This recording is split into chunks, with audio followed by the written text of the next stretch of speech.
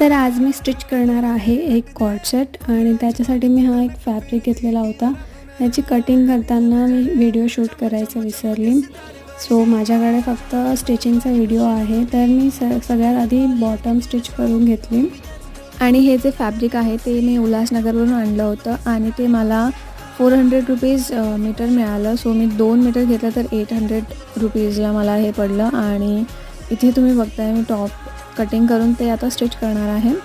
आणि जर तुम्हाला हे स्टिच करायचं असेल तर साईजमध्ये लार्ज किंवा मीडियम असेल तर फॅब्रिक जास्त लागेल, 2.5 किंवा 3 मीटर. आणि इथे माझा टॉप कंप्लीट झालेला आहे. सो असा हा टॉप कंप्लीट झालेला आहे. स्वीट हार्ट नेक आहे याचा आणि याच्यासोबतच बॉटम ही रेडी झालेला आहे. फायनल फिनिशिंग बाकी आहे. सो मी तुम्हाला उद्या फायनल लुक दाखवेल. तर प्लीज चॅनलला सबस्क्राईब करा. बाय.